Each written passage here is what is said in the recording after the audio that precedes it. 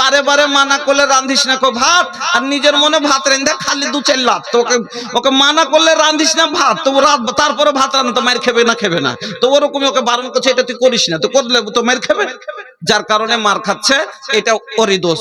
যা হোক, এই 6টা কাজ করবে কে? মহিলা। আর 3টা কাজ করবে। আর স্ত্রী হক রাখে স্বামীর উপরে কয়টা? 4টাই। 1 নম্বরে ও আতুন নেসা সাদাকাতিহিন্না নিহলা, 1 নম্বর মোহরানা আপনার উপরে ওর হক আছে, বা ওটা আদায় করে দিবেন। এখন বিস্তারিত বলার সময় নাই।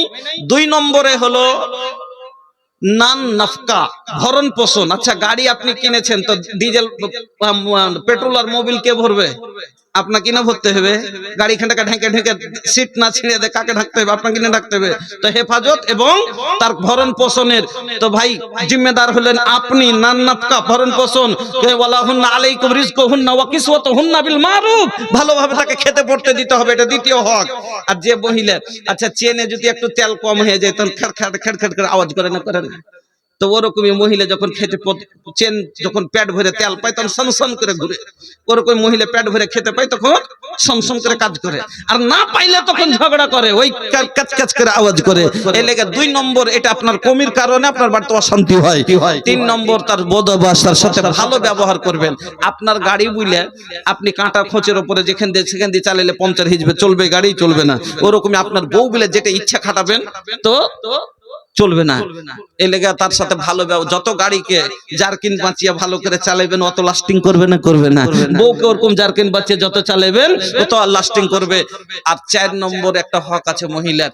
একটা কথা আছে যে দুটা চাক্কা যদি দুরকম হয়ে যায়, একটা আগাটা ট্রাক্টর আর পিছকাটা হলো মোটরসাইকেল, তো গাড়ি চলবে না।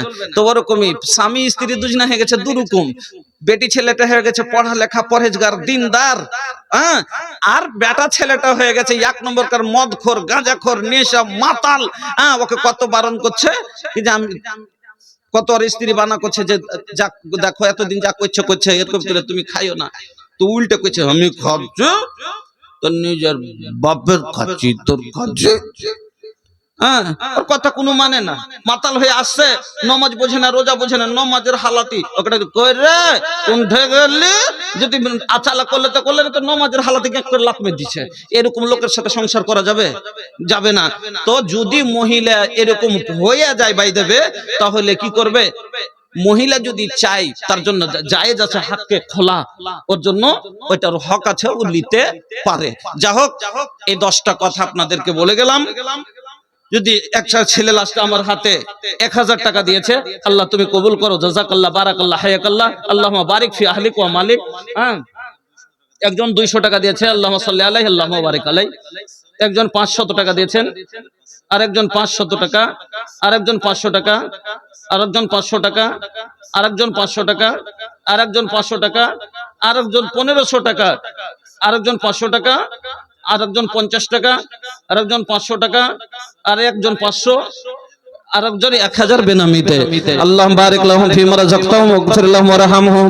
ওগো আল্লাহ, তোমার বান্দা বান্দিরা আল্লাহ কেউ 100 দিয়েছে, 200 দিয়েছে, 500 দিয়েছে, 1000 দিয়েছে, আল্লাহ শক্তি অনুযায়ী যা তোমার ঘরে তারা দিয়েছে, মাওলায়ে কারীম তুমি তাদের ঘরে দিও। আল্লাহ তুমি তাদের দানকে কবুল করো, যে আশাই উদ্দেশ্যই দিয়েছে মাওলায়ে কারীম তুমি সকলের মনের উদ্দেশ্যকে পূরণ করো। রব্বানা তাকাব্বাল দুআইনা ইন্নাকা আনতাস সামিউল আলিম। আমিন।